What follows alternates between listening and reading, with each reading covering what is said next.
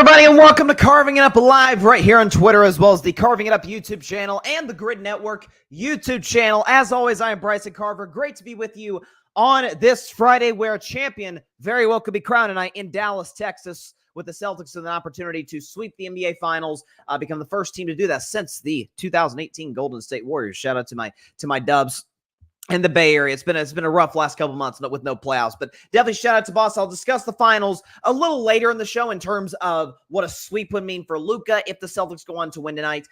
What this means for Boston as it pertains to, hey, is this an all-time team? We've heard that discussion come about, right? They win 64 games. They've only lost 2 games in the playoffs. If they end up sweeping this NBA Finals after sweeping the Eastern Conference Finals, now we could potentially have a discussion. I've actually got a take on that somewhat validates something that Jayson Tatum said recently. I'll discuss that. Also, end of today's show, Game 4 NBA Finals predictions. Listen, this was my toughest game to predict outside of Game 1. And I have to say, I think my own personal integrity is on the line right here. Not as it pertains to the Mavs winning the series, because I picked Dallas to win the series, but pick integrity is a thing I believe very strongly in, but I also believe very strongly in history, and history says no team in NBA history has come back from a 3-0 deficit to win in a best-of-7 series, certainly not NBA Finals. That's the position that the Mavs find themselves in right now. History, again, not on their side. My integrity on the line in about an hour. I'll predict Game 4 at the end of today's show. Also, by the way, in about 12 minutes, reaction to Trevor Lawrence. I talked about it as the news broke. News broke during the show yesterday that he got a 5-year, $275 million contract extension from the Jaguars. I'm going to give at least my best version of a good analogy to sort of illustrate why the Jaguars absolutely made the right move in signing Trevor Lawrence to a long-term extension, essentially, if you include the last 2 years of his current deal, for 7 seasons. So a jam-packed show today for Carving It Up. We're going to start with the WNBA, but first, so Caitlin Clark, once again in the news by the way, it's not of her own doing. I want to obviously make that abundantly clear, but in the news for something that has very little to do with basketball and a lot to do with the media coverage of her and the fan perspective, WNBA players' perspective of her. And she was asked, the Indiana Fever had a game last night against the Atlanta Dream. Caitlin didn't play that well. Aaliyah Boston, her teammate, did, dropped 27 points. The Fever ended up winning their 4th game of the season. And so good win for Indiana last night. But before the game, and it's so funny that this question was asked, because I feel like I was one of the first people in this space to publicly talk about as recently as, or as far back as Monday's show, that the Caitlin Clark discussion was beginning to devolve into a culture war, into a political culture war. And she was asked essentially point blank on what her thoughts are as far as her name being invoked in those discussions. And here's what Caitlin Clark said yesterday. Caitlin, I know you mentioned that, you want to focus straight on basketball. Definitely respect that. But when, just to ask you directly, when people use your name for racism, misogyny, whatever, what is your response to that specifically? Yeah, I think it's disappointing. I think, everybody in our world, deserves the same amount of respect. The women on our league deserve the same amount of respect. So people should not be using my name to push those agendas. It's disappointing. It's not acceptable. But yeah, I mean, this league is the league I grew up admiring and wanting to be a part of. Like, some of the women in this league were my biggest idols and role models growing up and helped me want to achieve this moment right here that I get to play in every single night. So just treating every single woman in this league with the same amount of respect, I think is just a basic human thing that everybody should do. Like, just be a kind person and treat them, how you would want to be treated. And I think it's, very simple. First of all, that's an A+ answer, like A++. And Caitlin has handled all of the darts being thrown at her way, again, I think in large part by the media, not the players. I'll discuss that in just a moment. She's handled it about as well as a human being possibly could. She is, I would make a case Caitlin Clark might be currently, as we sit here today, and has been for the last few months or so, maybe, I could argue, the most popular American athlete. Just in terms, if you're talking about the rate of growth of the WNBA, the numbers, I think that I saw stats saying like 33% of WNBA attendance. I think this was the stat. 33% of WNBA attendance were for Caitlin Clark games, which is crazy. Goes to show you the impact she's having on ratings in terms of attendance, and she'll continue to do that, I think, as time goes on, as she gets better, as the Fever get better. But what has really, really, really bothered me about this entire coverage, and I've only seen a select few folks in the media. I'm not talking about former players like Shanae Womakay or like Andrea Carter, who I think do a fantastic job for ESPN. I'm talking about journalists, people who do this for a living and have from the beginning of their careers. I've seen very few, I think, get it right on this. Mina Kimes is one of them. Mina Kimes, one of the best people working at ESPN. I think she's brilliant, and she had a great quote. I retweeted it, where she was talking about how it feels like the reaction to Caitlin Clark is more of a reaction to people's perception of her as opposed to her, if that makes sense. Rick Bucher today on Fox Sports does a great job over there. He was on, I think, Colin Cowherd's show today, and he was saying, I think his quote was, the only people who are treating Caitlin Clark fairly are WNBA players. Now, that may make some people's heads explode, but it's objectively true. So what has, and I won't even get into, I don't want to relitigate how the media has gotten this wrong as it pertains to the non-sports media, the sports media, WNBA media, non-WNBA sports media. I've already done that. I don't want to spend any more time on that. What I do want to discuss is the fact that you have, I'm not even kidding. This isn't a shot at a particular party, a political party, but this was a real tweet by an individual who may become the vice president of the United States or vice presidential candidate of the United States, Nikki Haley. This was a tweet from her 5 days ago. Let me get this straight. No player on the Olympic team has scored more three-pointers this year in the WNBA than Caitlin Clark. And only one woman on the Olympic team has more assists than Clark this WNBA season. And the U.S. is not going to include her on the Olympic team. I think the Olympic Selection Committee should be asked to do should be asked, do we want the best team to represent our country or not? Okay, so the only reason I'm using that tweet is just sort of a springboard for everything else. This narrative that Caitlin Clark is the first person to not make an Olympic team that is at bare minimum debatable. Again, I personally, just based off of merit, don't think Caitlin Clark should have made it. But we've seen players in years past get on the team. Again, Isaiah Thomas famously was left off the 92 Dream Team because Jordan didn't want him there. We've heard stories about that countless times throughout the Olympic basketball teams, particularly on the men's side. Now it's on the women's side with Caitlin Clark. What I absolutely positively hate is how you have factions of the population, fans and media, that I think are in their own ways portraying Caitlin and this story completely inaccurately. On one side, you have a portrayal of Caitlin Clark as if she is this withering, tiny victim, just innocent little white girl, if we're going to be honest, and how they're just all coming after her because of... That is not true. If there's anybody who talks as much trash as anybody in women's or men's professional basketball, it is one Caitlin Clark. Last I checked, and I don't know if this has changed since, last time I checked, Caitlin Clark leads the WNBA in technical fouls. Not Angel Reese, not Caitlin Clark. The little innocent little white girl. And to me, that's a disrespect to Caitlin too, in the sense that it go back to her days at Iowa. Heck, go back to Caitlin's own admission, back to her days of elementary school. In PE class, she'd get thrown out of PE class because she was so darn competitive. She's not this. She's a very chill individual, like not necessarily as eccentric off the court as she is on it. But once she's on it, a switch flips into her just like it does for every other great athlete, and she goes into straight killer mode, especially when she's on a roll. That's who she is, and the portrayal as if she is this oh, poor Caitlin, this victim, is not true. On the other side of the coin, there is, I think, an animosity towards Caitlin, and I think a lot of this comes from the WNBA media and some of the players. Not most of the players. I think most of the players just playing basketball. I mean, I heard Enrique Kumbawale say on Nightcap the other night when she was on with Shannon Sharp and Ocho Cinco, when she was talking about how I'm a huge fan of Caitlin.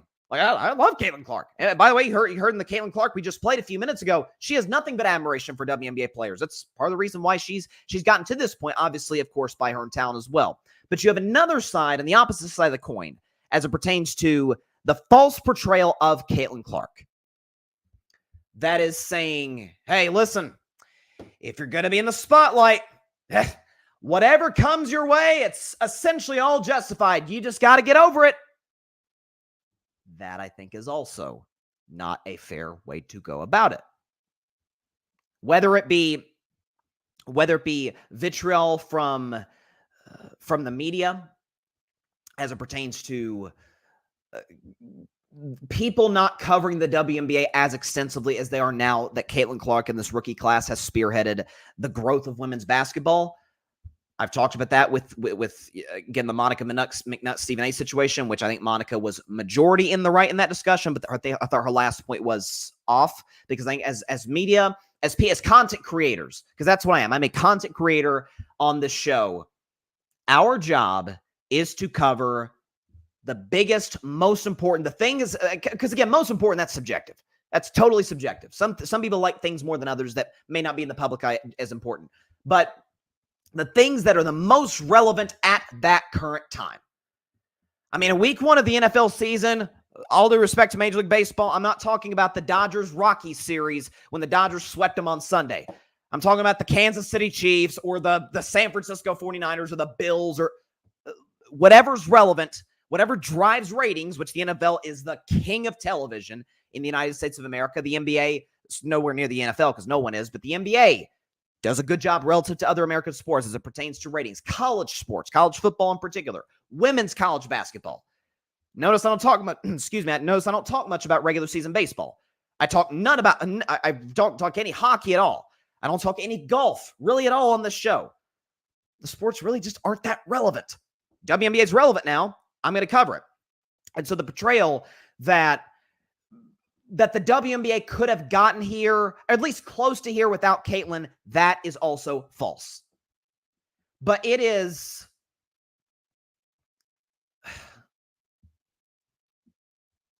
let's be real. Again, I've talked about the fact that there's clearly a racial dynamic to it.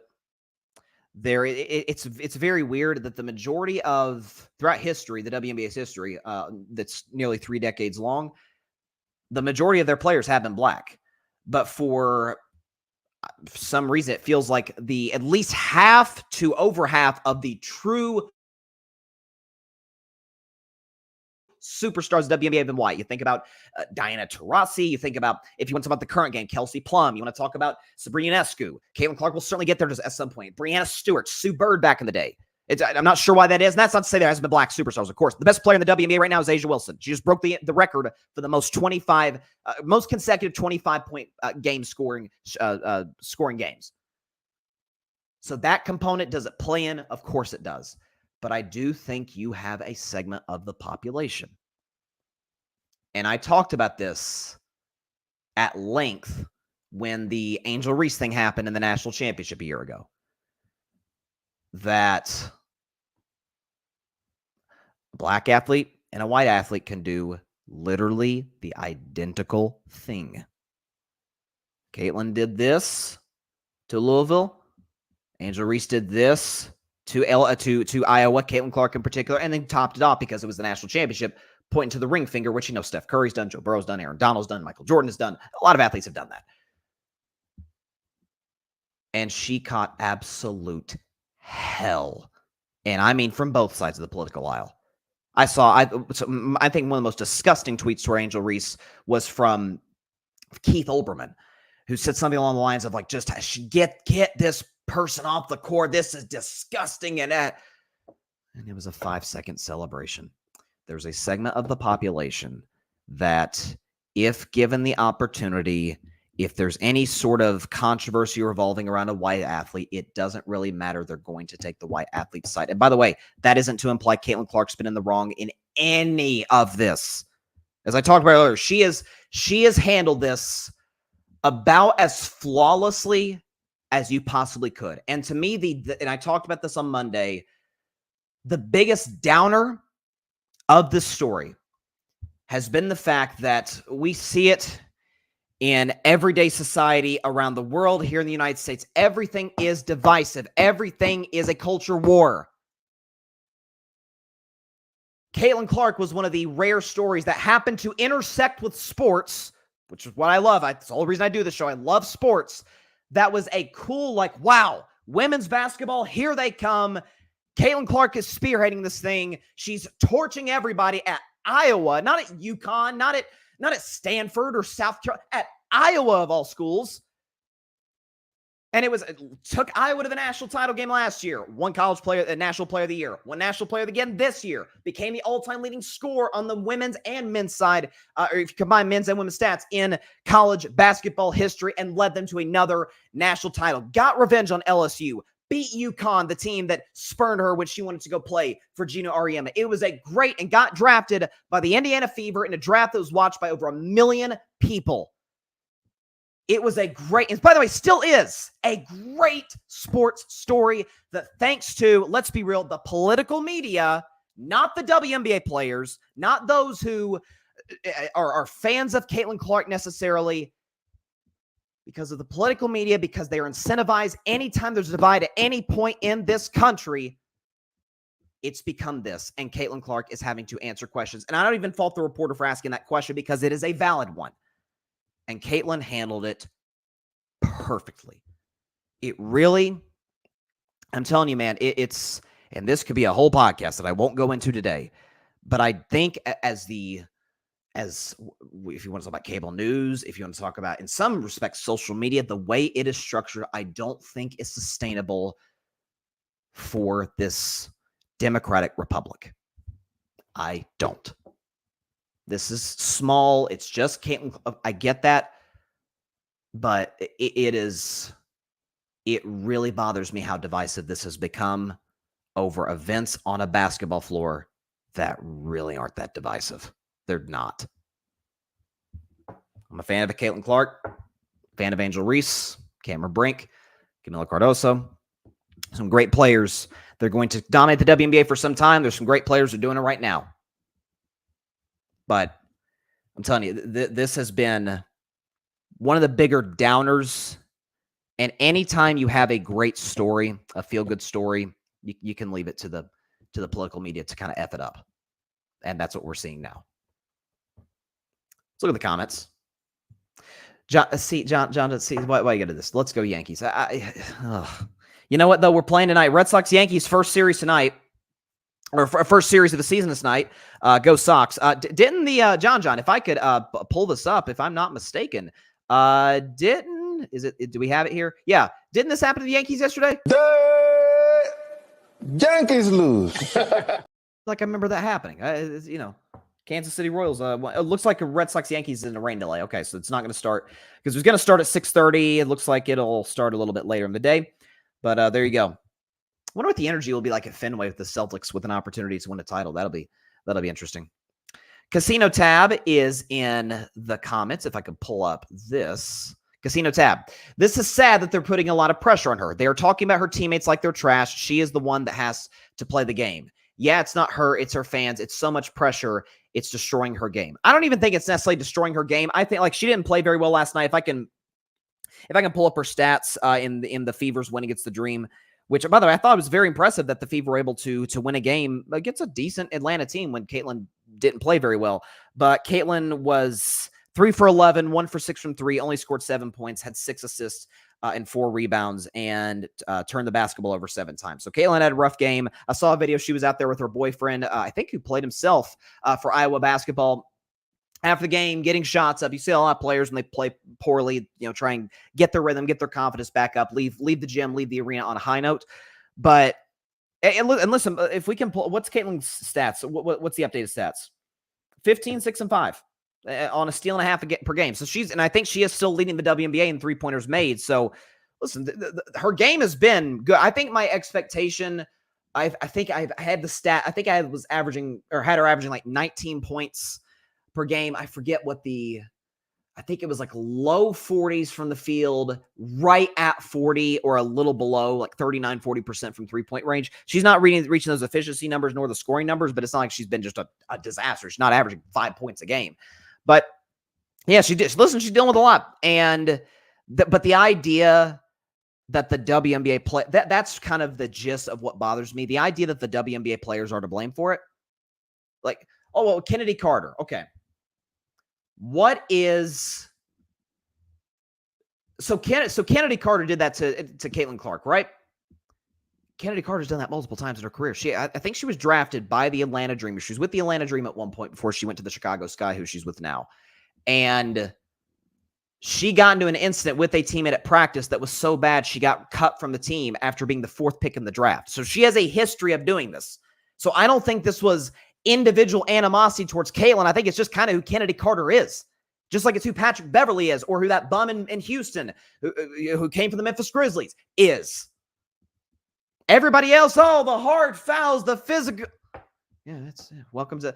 People are making a big deal about the one player, I forget her name, from the Connecticut Sun, who fouled Caitlin Clark hard, and they called a foul on her, and she did like the fake, like the over-exaggerated flop, right, to kind of make fun of the officials or make fun of Caitlin. It's like, oh my God, there's so much animosity towards Caitlin. I remember vividly, there were so many examples of this. I remember vividly about 5 years ago, it was a regular season game. Steph Curry was guarding James Harden, who at that time was known to be a little bit of a guy who sold calls. He sold a call on Steph, and Steph was doing like like the fake flop.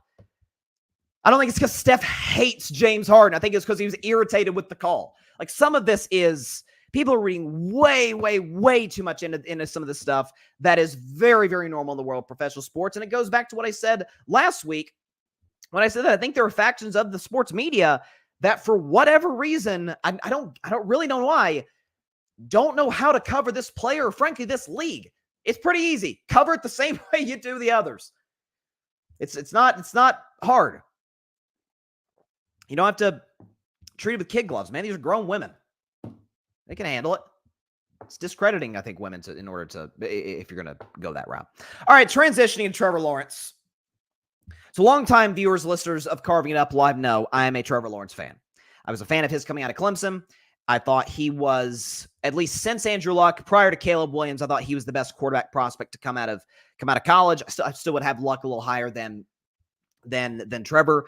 Caleb, to me, is a generational talent. I don't worry about the painting the fingernails. I just don't. That's another discussion for another day. He has no off-field issues. So Trevor gets drafted by Jacksonville, 2021 first overall pick. And he has an abysmal rookie season. We'll get into the numbers of it in just a moment. But he signs a five-year, $275 million extension. 200 of that is guaranteed.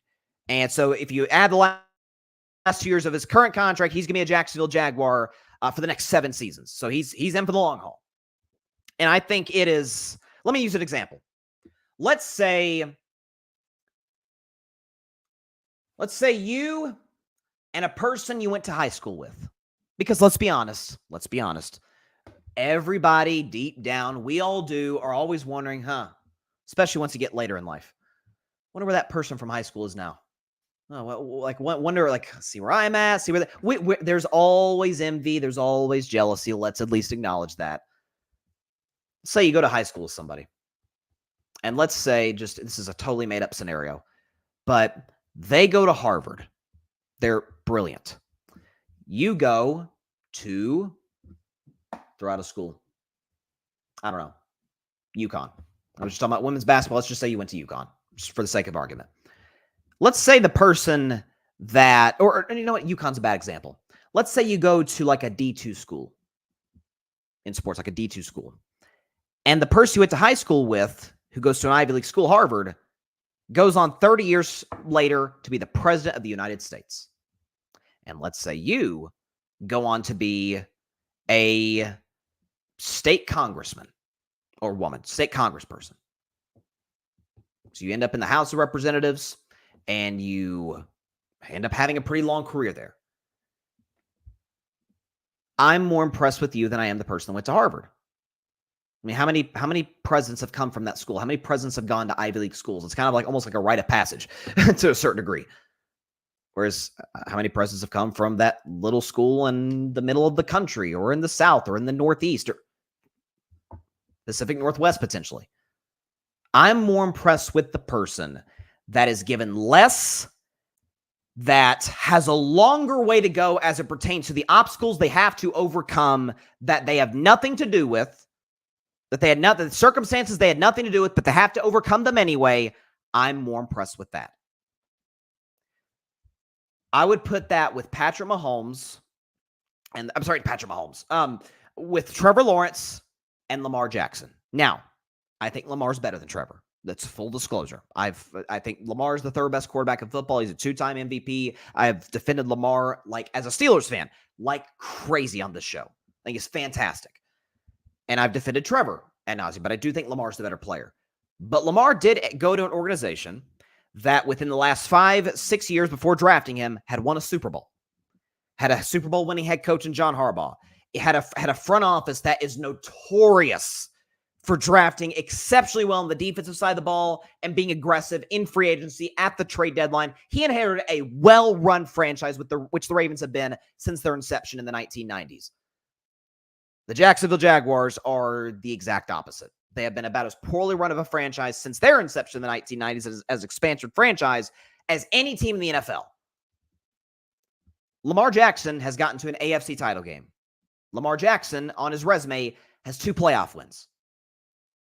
The Trevor Lawrence has never been to an AFC championship game, has never won an MVP, and has half the playoff wins Lamar has, which would be 1. I'm more impressed by Trevor Lawrence.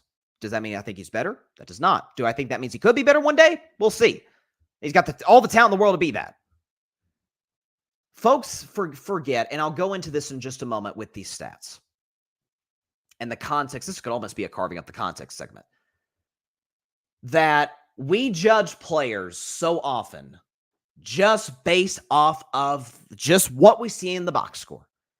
And while that should be taken into account, while that should be something we look at when we're debating, when we're talking about these sort of things, when we're talking about giving a quarterback a $275 million extension, you also have to ask yourself this question if you're Jacksonville.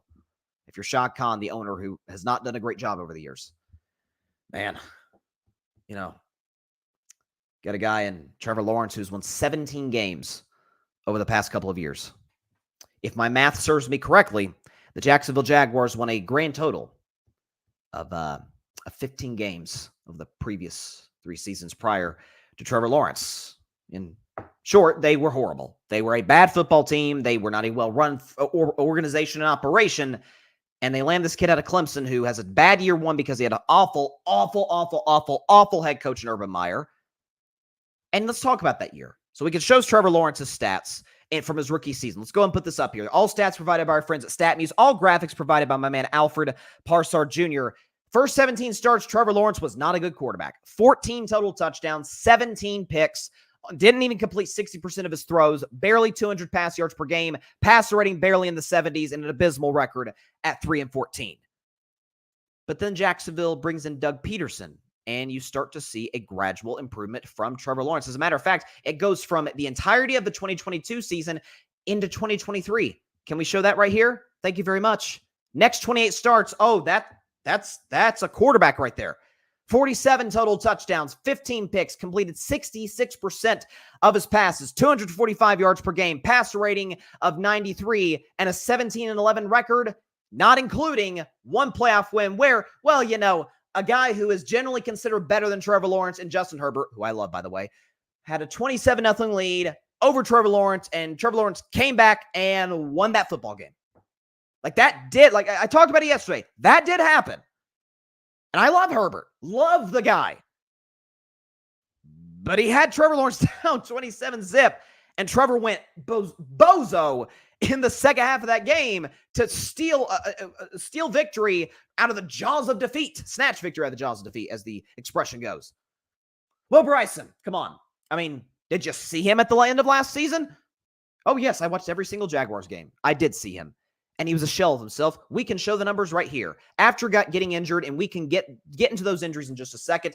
Trevor, 7 total touchdowns, 7 interceptions, exactly 60% of his passes completed, 253 yards per game, pass rating in the low 70s, and an 0-4 record. But as context is provided, it should be noted that before Trevor Lawrence suffered his first of 3 injuries at the end of last season, major injuries, I might add, in an AFC, which we all agree is loaded with almost disproportionately to the NFC, loaded with great quarterback play. Even the teams that all have great quarterbacks have great coaches, have great defenses and skill position players. You think about Mahomes and Andy Reid. You think about Lamar and John Harbaugh. You think about Joe Burrow wasn't healthy through most of last season, so put him aside. You had Josh Allen in the AFC. The Browns with average quarterback play were somehow winning games with a great defense, and C.J. Stroud was on the come up. And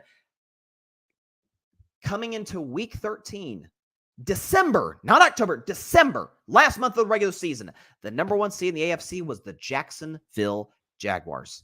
Then what happened? Well, it's pretty simple what happened.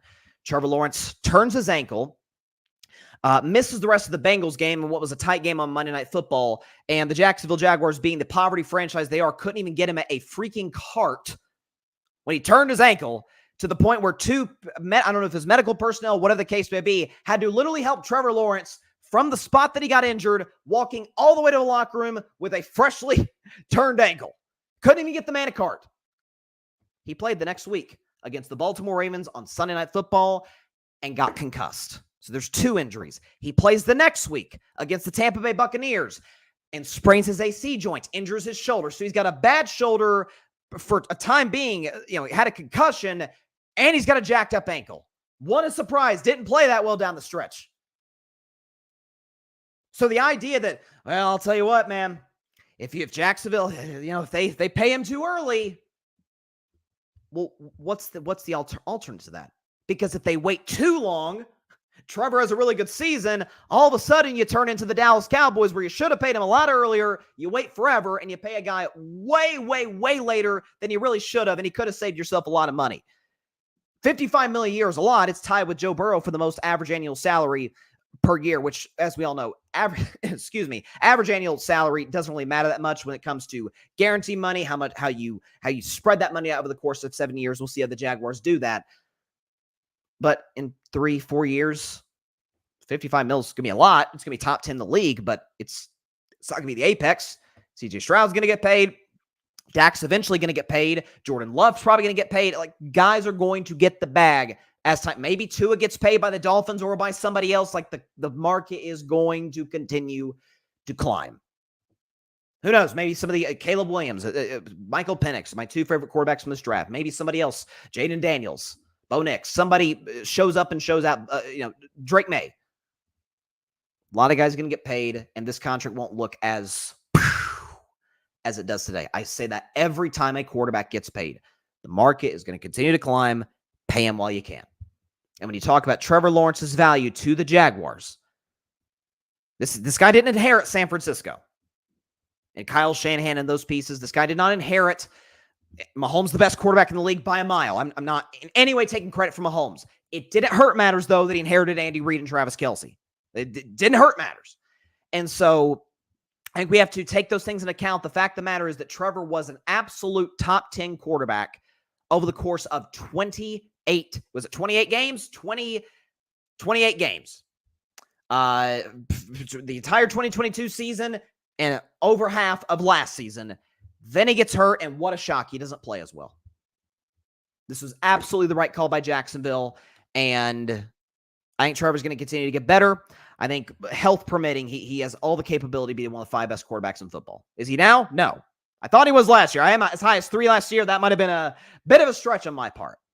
But do I think he's a talent to be one of the best quarterbacks in football and lift the Jags to heights they could have never dreamed of? Yes, I do. It's going to be tough in an AFC with Patrick Mahomes, but I think he's that type of talent. So yeah, there you go. Looks like we got a comment from Marie. Marie is in the comments. Oh, you are so right. With Caitlin Clark. When has Caitlin Clark ever said a bad word about any players or coaches? Yeah, I mean, she is. Again, she's handled the situation flawlessly. Again, not from vitriol from WNBA players, from vitriol and culture wars from the media. I think it's very, very obvious that that's the case. That, the players hate her. No, the players just playing her physical. Welcome to basketball. That's contact. I had a basketball coach back in the day tell me, back when I played, I wasn't very good. But I had a coach back in the day tell me that people say, football's a contact sport. He's like, no. Basketball's a contact sport. Football's a collision sport.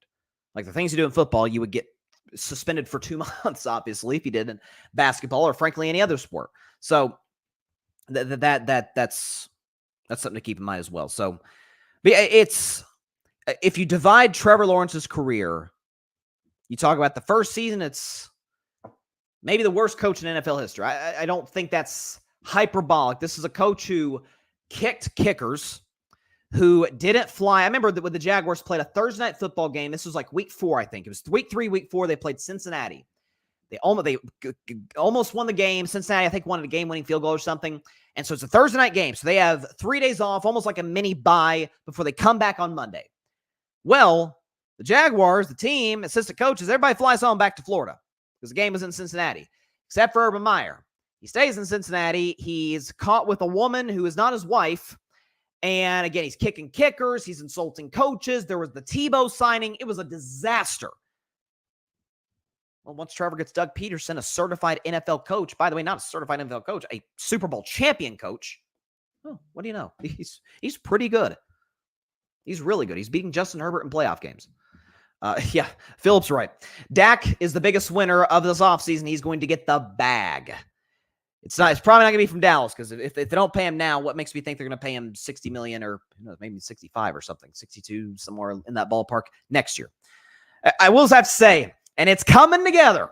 I'm just going to throw this out there. It's coming together. This right now, because of course Dak's name comes up when a quarterback gets paid naturally. It's like, okay, well, if Trevor Lawrence gets this, now what's Dak going to get? And I'm now starting to see pundits, I'll call them out by name. Chris Broussard was one of them. Chris Broussard, who I got the chance to meet on one occasion, is a very, very nice individual and is great at his job. I've heard Chris Broussard talk about it. I've heard other members of the media talk about and write about how, listen, if the Russell Wilson, Justin Fields thing doesn't work for my Steelers, which I think they're both good players, I don't think they're going to lead the Steelers to Super Bowls exactly. Title number 7. Dak Prescott's going to be a free agent. And boy, would he fit well in Pittsburgh. Listen, let me tell you something. I've been hoping and praying and wishing for this to be the case, and it feels like it's starting. Mike Tomlin signs the 3-year extension. It's starting to come together, ladies and gentlemen. The way the Steelers draft, develop talent as well as any organization in the NFL, they just don't have the quarterback. And last year, they didn't have a quarterback or a good OC. Now I think they have a good OC in Arthur Smith. That remains to be seen. But if he can... Again, if Arthur Smith could make Ryan Tannehill put up top 10 quarterback numbers, which is literally what he did, go check the stats. I did a segment on that when he was hired a few months ago. If he can do something along those lines with Russell and Justin Fields, and then he got Dak Prescott on the market, ooh, boy. Let me tell you something. And Mahomes, Kansas City, watch out. Let's see, Molokar is in the comments. Caitlin Clark should have gone to the EuroLeague. No way as a parent I ever advised Caitlin to go to the WNBA. It's a den. Okay, yeah, I'm not gonna keep that up there. That's no. Yeah, we can't have that stuff in the comments. Yeah, that can't happen. All right, Philip Chenault. He's not a Cowboy anymore after the season unless they go to the Super Bowl. I think if they get to the NFC Championship, he probably stays because it's something Dallas has not done in. As long as they've won a Super Bowl. It's 1996. It's been almost 3 decades. That is really amazing to me. That's one of the stats in sports. I know the Cowboys are poorly run. I just talked about how badly run the Jacksonville Jaguars are. They got to an AFC Championship game within the last decade. So, like, we've seen teams in the past that haven't been as well run as the Raiders have gotten to a Super Bowl in the last 2 decades. So that really is amazing. And it's not like Dallas hasn't been close. You talk about the Dez catch, no catch game in Green Bay. You talk about the loss to the 6-seed Giants back in 2007 when the Giants went on to beat the undefeated Patriots in the Super Bowl. Dallas was the 1 seed in that game. What else? The fumble snap by Romo, the botched end of game against San Francisco when Dak slid too late and it was a bad play. It's been pretty bad. Patrick Brown, happy Friday. Hope everyone is staying hydrated. I'm doing my best, Patrick. Got my water over here. Listen, when I'm fired up and excited on the show, definitely gotta keep the H2O flowing. All right, let's go to the finals. So we're basically going to talk NBA Finals the rest of the show into 3 separate segments. One on Luka Doncic, the other on the Celtics, and finally predicting Game 4, which is tonight in about a little less than, well, really being honest, about exactly 2 hours from now. in Dallas, Texas. So let's start on the Mavs side. So I talked about Luka from the perspective yesterday. I did a segment on it. It's on YouTube now. You can check it out. Is how he's going to have to make a decision this offseason. A lot of other star NBA players, not star, superstar players, have been put in a position where they come up short in the playoffs, they get exposed for their flaws, and they have a decision to make. Keep doing what they're doing and putting up great individual stats, or buy more into a team-oriented style. Michael Jordan did it in 1991 when Phil Jackson came, or 1990 when Phil Jackson came around. The rest is history. LeBron James, to a certain degree, did it.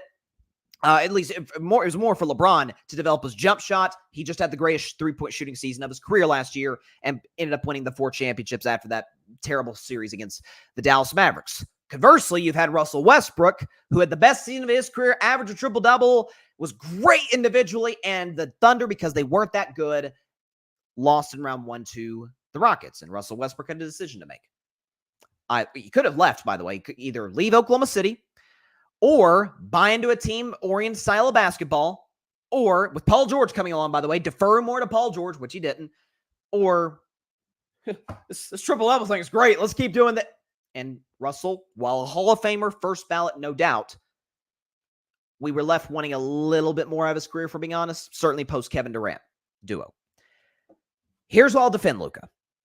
So I'm hearing today, hey, if the Dallas Mavericks lose tonight, get swept, it's a ding on Luka's resume. It's a ding on his legacy. I don't buy that. If we can, again, Alfred did a great job and created this graphic. Shout out to my man. This is a list of legendary NBA players who've gotten swept in their career. Can we show that up there?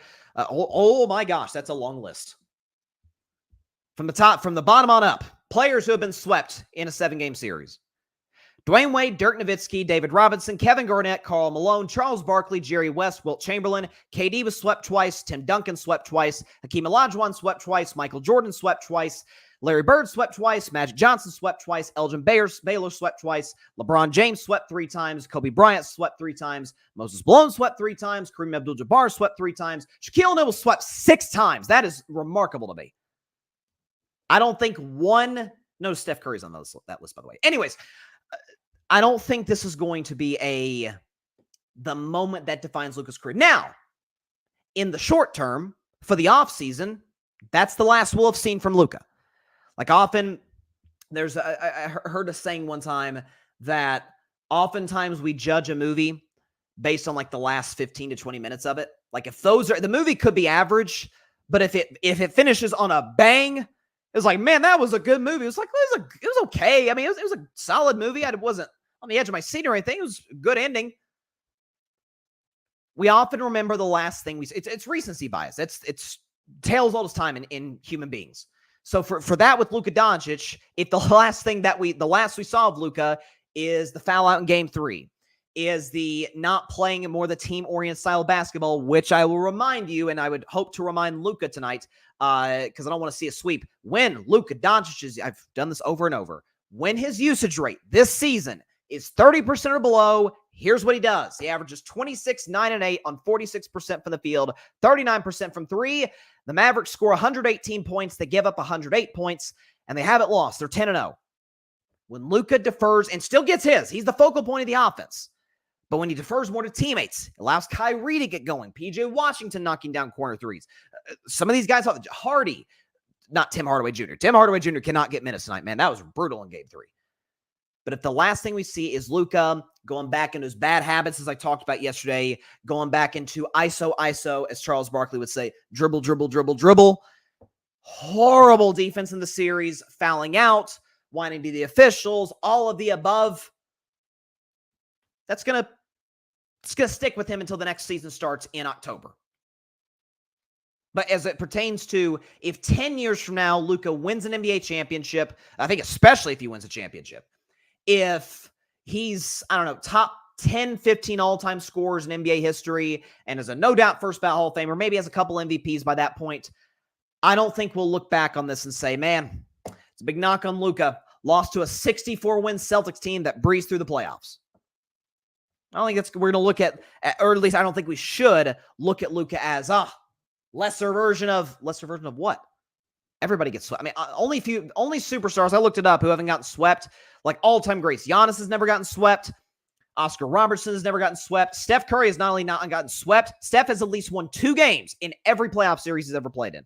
Shout out to Steph Curry. They've been hating on Steph all offseason. I mean, I got to defend my guy. So it's general. I mean, the 2 greatest players ever, I think, undeniably, without a shadow of a doubt, not even close. It's easily either LeBron or Jordan, but they're neck and neck. LeBron's been swept 3 times, twice in the finals. Jordan's been swept twice, both in the first round. It happens. If you don't have which I don't think it's a situation where Dallas, no pun intended, has the horses, even though they're literally the Mavericks, they're horses. I don't think we're going to view this for Luka as like the stain of his career. A ding, sure. I'm not saying it's irrelevant to his career, but I also don't think it's going to define it either. Now, if he never gets to the NBA Finals, maybe we have a different conversation. But we often see, and think about guys who have fallen short in the finals or Eastern Conference Finals. I gave Jordan as an example, but Shaquille O'Neal, early in his career with Orlando, I think it was the 1995 NBA Finals, faced the Houston Rockets, Hakeem Olajuwon, and Hakeem absolutely cooked. And I mean cooked Shaquille O'Neal. Well, it was not even close. And there's a credible, I have Shaq higher than Hakeem all time, but there's a credible case you could put Hakeem above Shaquille O'Neal. So a lot of that given how he played. Now, Shaq was younger, not the same stage in his career as Hakeem was in his, but at the same time, that did happen. But Shaq got better. Shaq used those trials to make himself a better player. That's what all the great ones do. I think Luka's capable of doing it. Part of the reason I say that is because after 2022, remember that year when the Mavs got to the Western Conference Finals and lost to the Warriors, but they'd upset Phoenix. A lot of people had Utah winning their series. But the thing on Luka was, man, he just kind of ran out of gas at the end of the season. He just didn't look like himself against the Warriors. They kind of wore him down with Wiggins and Clay. And what was the thing for Luka? He's great. He scores a lot of points, and he's a great postseason performer. He's got to be in shape. I've heard some people say, man, Luka needs to be in better shape. I'm watching this NBA Finals. I haven't once thought, man, Luka's out of gas. And he's played from October to June. So, like, naturally, for some guys, it's like, man, they're kind of running on fumes right now. I don't see that with Luka. That just for that, maybe I'm wrong, but just naked eye, he doesn't. His issue is not exhaustion. And so in that regard, I think he's improved. I mean, I remember seeing a picture last offseason when the Mavs failed to make the playoffs. There was a picture in like May or June with Luka in, I guess he was in Slovenia, and he looks like a stick. I'm like, okay, Luka, you lost too much weight, dude. Like, you need to get some of that muscle back. And so he's shown in the past an ability to adjust, to ensure that he's in a better position to go deeper in the playoffs than he was before, which, hey, he got to the conference finals 2 years ago, NBA finals this year. And so I think he's the type of dude who's not just going to tune out everything. He's the type of guy to say, you know what? There's a lot of truth in the criticism, and I got to this isn't a get in the gym and improve something on my game. All of free throws. It'd be nice if he was a little bit of a free throw shooter. But this is this feels like a conversation with Jason Kidd, with Kyrie Irving, and kind of readjusting who he is, and really for the Mavs, readjust who they are in terms of their offensive philosophy. And for Luka, and Jason Kidd called it out after the game, he's got to put more on the defensive end. Nobody's asking him to be Tony Allen. But could you at least be serviceable? Could you at least be, I mean, Kyrie Irving struggling defensively in the series. It feels like Kyrie's trying. But as I gave the stat for Luka, for yesterday's show, I'll put it up again. Luka Doncic has allowed the highest blow-by percentage on drives in a series in the last 10 seasons. This is second, third level analytics. I understand that. But essentially, the simplest way I can put it is that when Luka's the on-ball defender, he gets blown by in this series 67% of the time. That's the highest in the NBA in the last 10 years. He happens to hold the second highest spot and the third highest spot, 65% against the Clippers, 59% against the Thunder. So he's been horrible in the defensive end. Now, what's weird is that if you look at the numbers, I think he's actually leading the Mavs in defensive rating, which doesn't make sense to me. I don't know how that calculates. I don't know how this analytic and that stat doesn't work in sequence. I'm not sure. What I can tell you is that by watching the series, like we would all agree, he's been horrible defensively. And Boston's attacked him at nauseum. So, but I don't think a sweep is all of a sudden, Luka won't be viewed as the best player in the world, which I think with the title, it would have been a discussion with him and Jokic. I still had Jokic as the number one player coming in the finals, but if Luka had won, who knows? But so that conversation is on the shelf for now. But I think as far as his legacy, and by the way, this is year 6 for Luka, year 6. So he's 25 years old, I think he is. He's got a long time to continue to get better. One could argue maybe he's not even in his prime yet. So I think years from now, maybe even as soon as 4 or 5 years from now, we'll look back, we're like, you know what? This was good for Luka. He's shown an ability to adjust in the past, and I think he will this go around. At least I hope for his sake and the Mavs. Because he's obviously a great player. And part of the reason I did buy into Dallas as much as I did in the second half of the season was that stat I gave for Luka earlier, that he didn't even necessarily take a step back as much as he just kind of settled into more of a team-oriented style of basketball, getting out and running in transition, great ball movement. Luka will get his. He'll create his own shots. I mean, he's not a great off-ball player, but I mean, I said coming in the playoffs, Denver was the best team, Boston was the second best team, and I had Dallas the third best team. That was my top 3.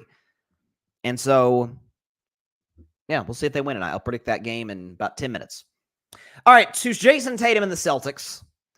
So there's been, and I will go into detail more on this topic because I feel like it's a really good conversation to have. Potentially, who knows? Maybe Tim Barnard, who's our resident Celtics fan, although EJ, boys on his own, shout out to him, is a Celtics fan as well. Maybe I'll have Tim on assuming the Celtics win the title to discuss this. But about, hey, are they an all-time great team? And I think that's let me put it this way. There's one thing I feel very strongly about.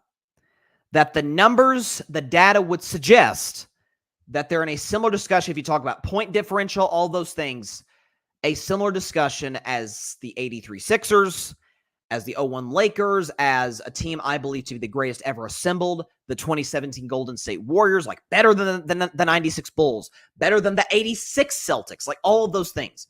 And I think even diehard Celtics fans would say they're not better than those teams. The Sixers had Dr. J and Moses Malone in 83. I think Maurice Cheeks was on that team. That was a great Sixers team. You talk about the 01 Lakers, you have prime Shaq and coming into his own Kobe Bryant with Phil Jackson as the coach. And 2017 Warriors, do I need to remind anybody? You have, in my mind, the 6th greatest player ever, certainly top 10 ever, Steph Curry, the greatest shooter ever. You have the most gifted scorer in the history of the game, as in my estimation, Kevin Durant. You have a top 3 shooter ever in Klay Thompson, a top 10 defender ever in Draymond Green, and a great 6th man in Andre Iguodala, and, oh, by the way, a great coach in Steve Kerr. That team lost 1 game in the playoffs in total, and gentlemen swept prime LeBron James. So Boston's not in that discussion. But I thought Jayson Tatum had a really interesting quote. It was his last. We don't have the sound for it. But he was talking about how, hey, look, people were doubting if we could do it. Now we're in position to do it. People still are skeptical about us in the all-time standings. This isn't Tatum verbatim, but he certainly implied this. And Tatum basically said, guess we just got to go out and win it next year. And I actually think he's right. And what I mean by that is that when you look all-time at the great dynasties in NBA history, you're going to start, obviously, with the Bill Russell Celtics. You're going to transition. 70s didn't have any dynasties. You're going to transition to the 80s. Magic had a dynasty. Magic and Kareem had a dynasty. Bird had a dynasty in Boston. Obviously, Magic and Kareem with the Lakers. Jordan had a dynasty in Chicago. One can make a strong case that as far as the first 4 titles in San Antonio, Tim Duncan had a dynasty there. You could talk about Shaq and Kobe. They absolutely had a dynasty. They went to 4 finals in 5 years and are the last team in the NBA recently to three-peat in LA. And then you, of course, have the Golden State Warriors led by Steph Curry, who go from 2015 to 2022, go to 6 finals, win 4 of them. And so, but one common thread you see with all of those teams, because the only team I think I would consider an all-time great team that was not a part of a dynasty, I'm talking top 5 discussion ever, is the 83 Sixers. Because you had Dr. J, you had Moses Malone, a stacked roster, a team that lost in 6 games. I think they lost in 6 games the year prior to the Lakers, come back against the Lakers the next year after adding Moses Malone and sweep them. Was it Moses Malone? I think they had the quote coming in that playoffs. The playoffs are going to be faux. Basically saying we're going to win every series. We're going to sweep every series. It ended up being faux 5-4 when they ended up winning the championship against the Lakers that year. That, and I think Moses Malone, I have said over and over, is the most underrated player in NBA history. The man has 3 MVPs. Man went to a finals. I almost certainly went to a finals with Houston. Ended up winning a championship with the Sixers in 1983. That to me, and 72 Lakers, you can make the case. But at the same time, Wilt Chamberlain was out of his prime. Elgin Baylor was out of his prime. Jerry West, God rest his soul, was toward the end of his prime. Gail Goodridge was excellent at that point, kind of smack down the middle of his. So I can't put 72 Lakers as far as non-dynasty great teams on quite on Philadelphia's level in 1983. So 83 Sixers aside, every all-time great team that we put in that might be the greatest team ever was a part of a dynasty. All of them. 86 Celtics, that was a part of a dynasty.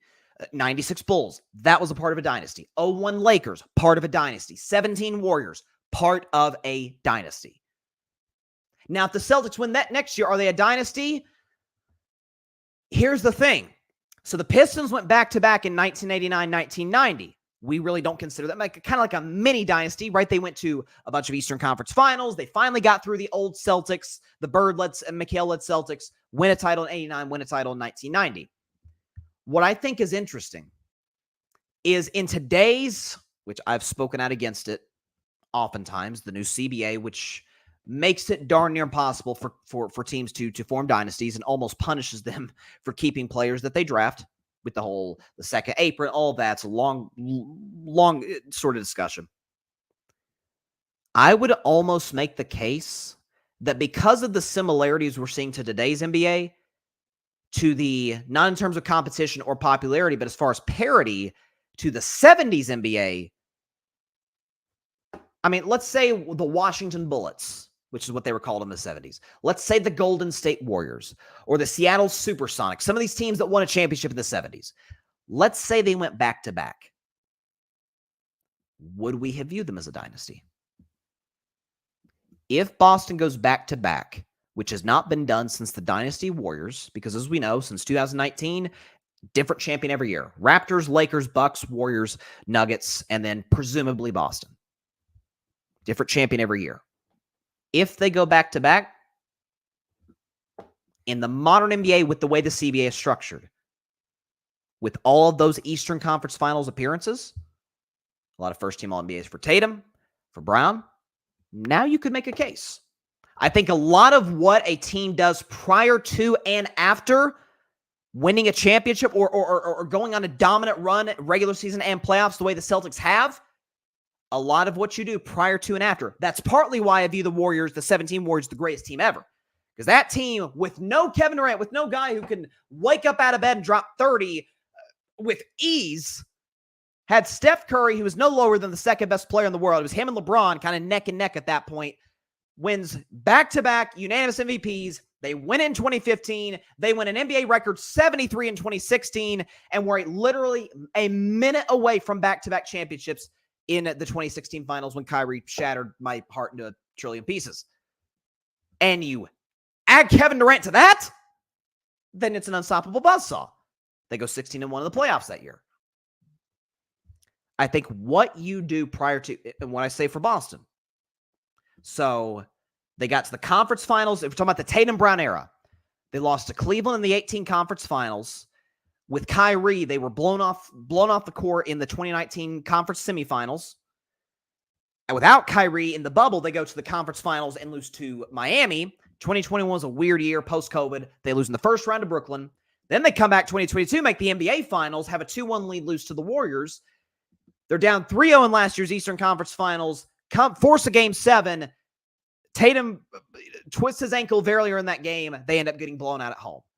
And now they're on the cusp of winning an NBA championship.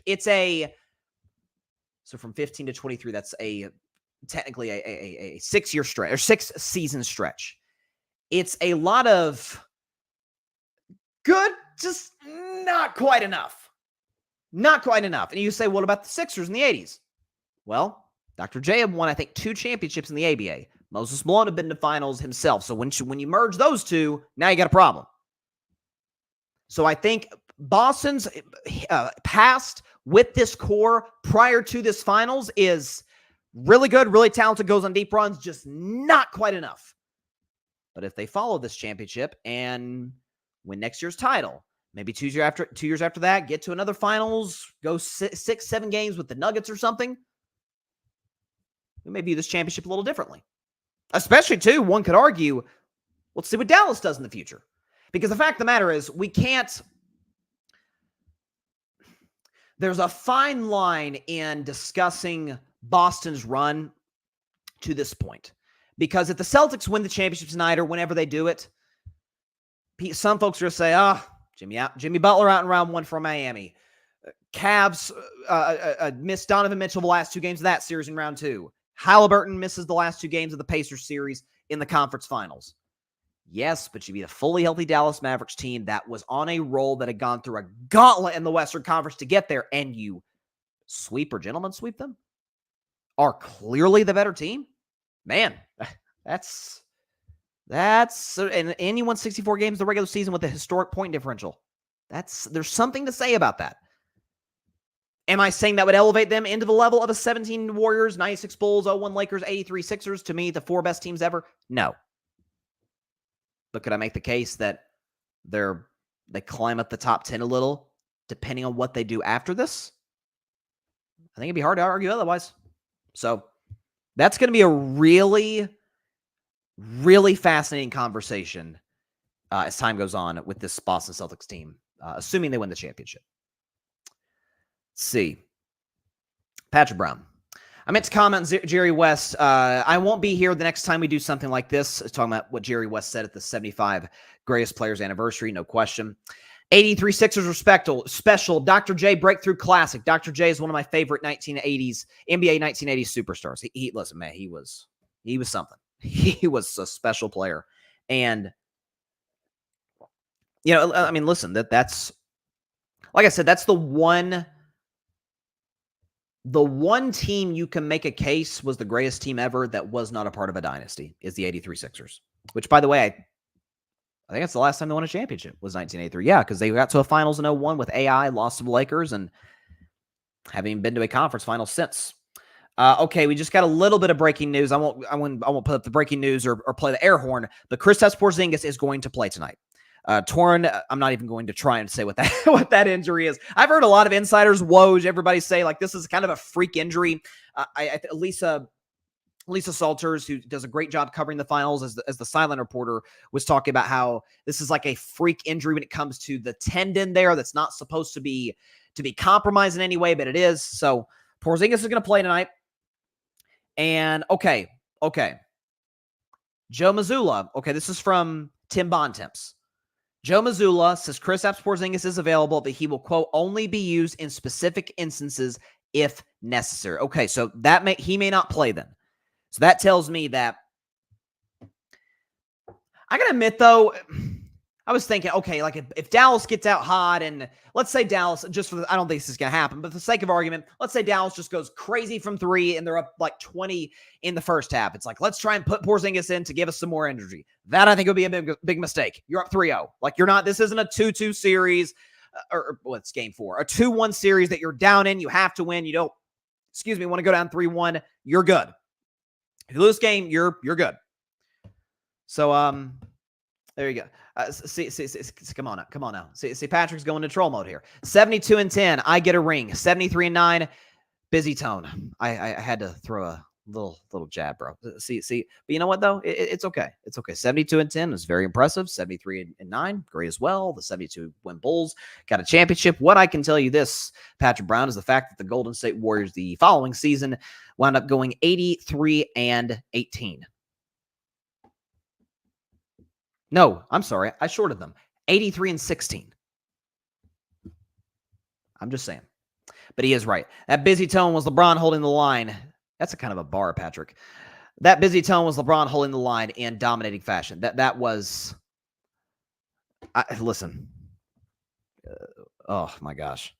I've still have PTSD from that series. Because the Draymond suspension, which he should not have been suspended, I will die on that hill. But LeBron and Kyrie go for 41 in Game 5 in Golden State. Bron goes for 41 again in Game 6. games. I remember game 7, LeBron was not playing that well. Then he starts to settle in the second half. I think reports say that Ty Lue had some sort of really kind of got into LeBron at halftime. LeBron has a great second half, delivers what I believe to be the greatest defensive play in the history of the game of basketball. Not NBA, the game of basketball. Game 7 tied with under 2 minutes left. And to chase down Andre Iguodala like that when he pinned Iguodala's shot against the backboard, that's the first time I'm like, okay, I don't feel so good about this. Like that, because if you remember, it was tied at 89. I remember Klay Thompson made a layup to tie the game at 89 with about 4.5 minutes left. And both teams went scoreless for 3 minutes. Both teams could not buy a shot for 3 minutes.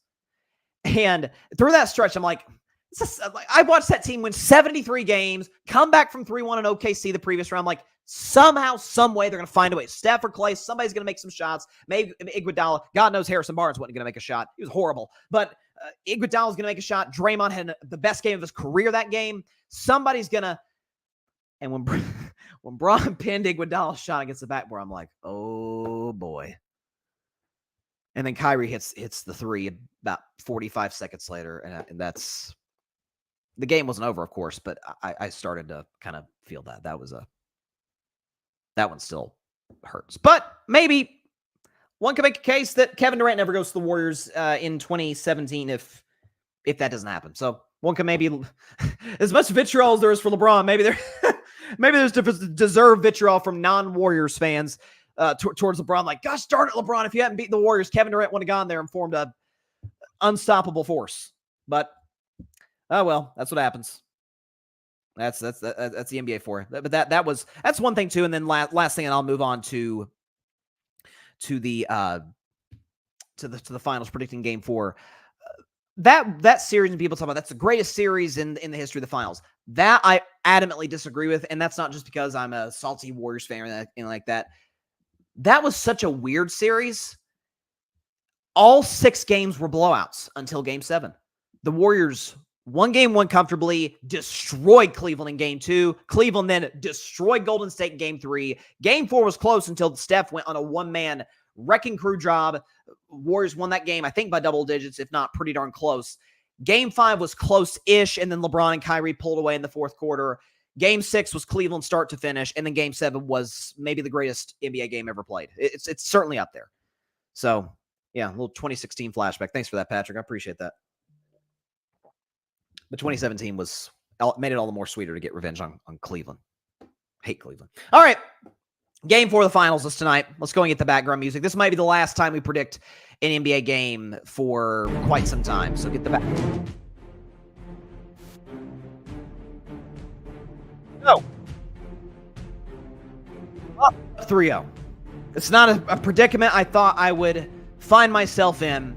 Or I think that the NBA fans would see the series getting to as it pertains to the Mavericks being on the brink of elimination before they even get their first win. So Dallas is a 1.5 underdog in this game. Boston's 1.5-point favorites in Dallas. Porzingis is, again, this came in literally a few minutes ago, according to Joe Mazzulla, available to play. Not sure if he will play. Mazzulla said, and I quote, he will only be used in specific instances if necessary. So that's going to be something to keep an eye out for. My gut tells me Porzingis probably doesn't play. Like it's got to be an emergency situation. Like if, God forbid, knock on wood, nobody gets hurt, or that somebody gets hurt for Boston, knock on wood, that doesn't happen.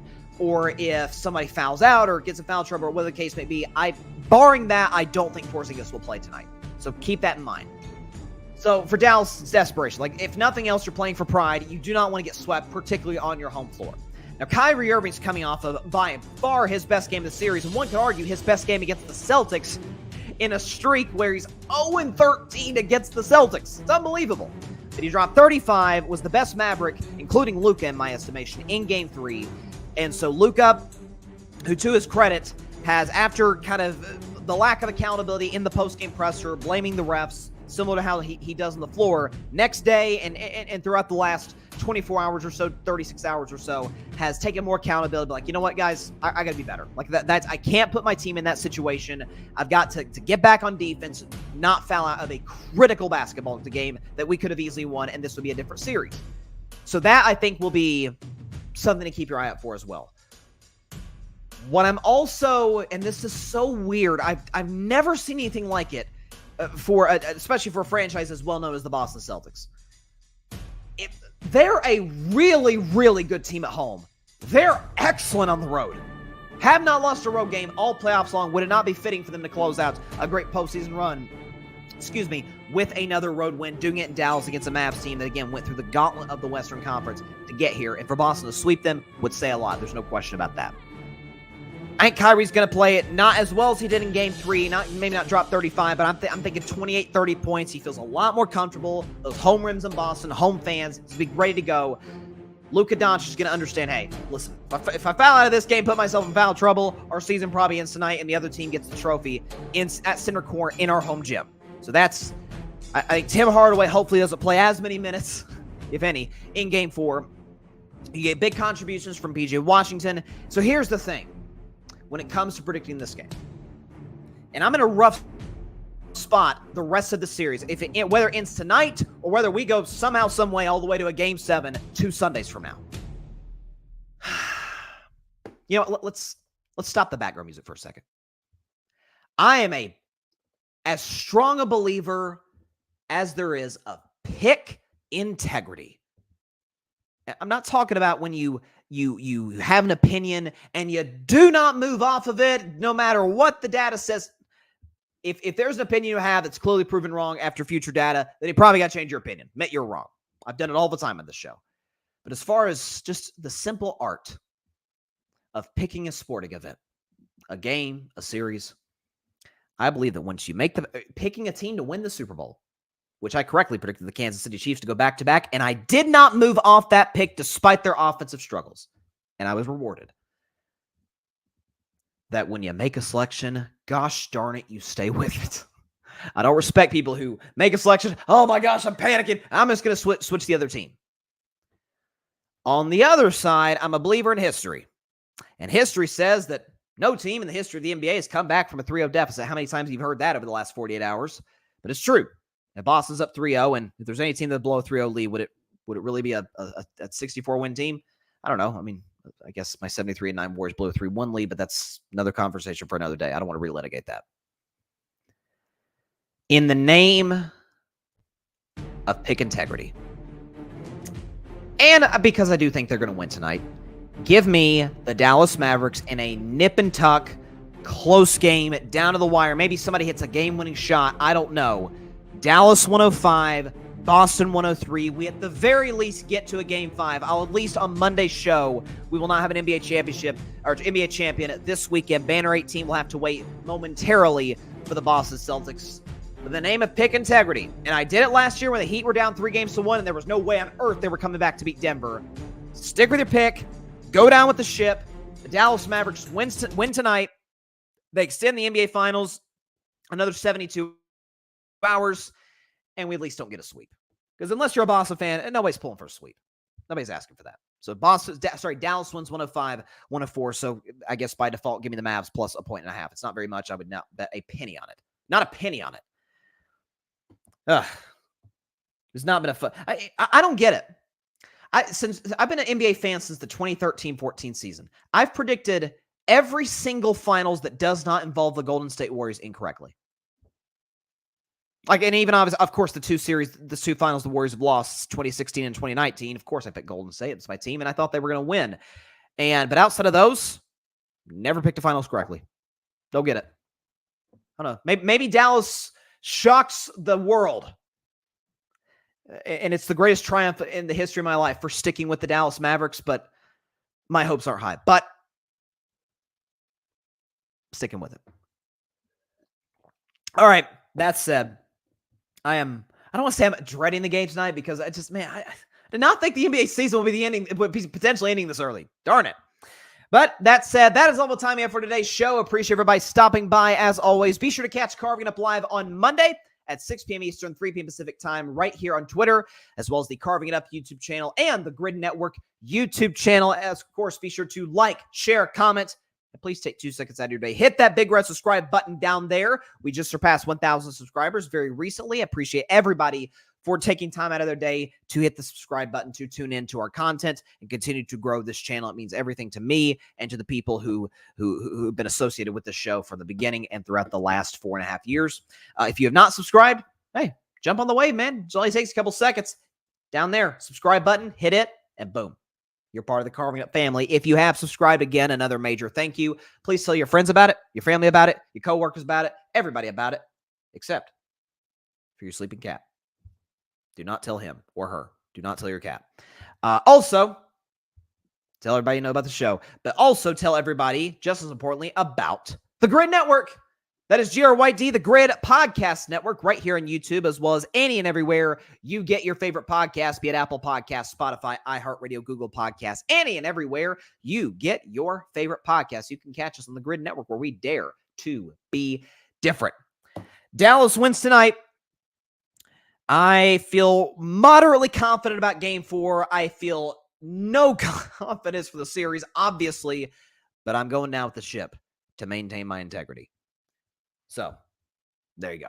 All right, I will see y'all on Monday. Please stay safe out there. Please be sure to take care of your physical as well as your mental health. And please, please, please be sure to contact your local state representatives and senators to demand change for gun violence in America. It doesn't matter where you lean, right, left, center. This is an issue that impacts every single one of us as American citizens. And no matter what anybody on either side of the aisle tries to gaslight you on, oh, it's not a problem, or, oh, there's only one solution to the problem, both claims are BS. Both claims are simply not true. It's a massive problem that is a number of big, nuanced pieces of legislation potentially to solve it. So let's get to work and do what we can to address this situation. All right, I'll see y'all on Monday.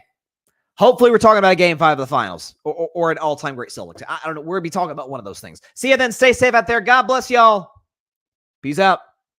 Please don't foul out, Luka. Please. I need you, man. Thanks so much for watching the show on YouTube, and be sure to go click that big red subscribe button and check out the other clips and full shows from Carving It Up Live, as well as our other incredible content creators here on the Grid Network.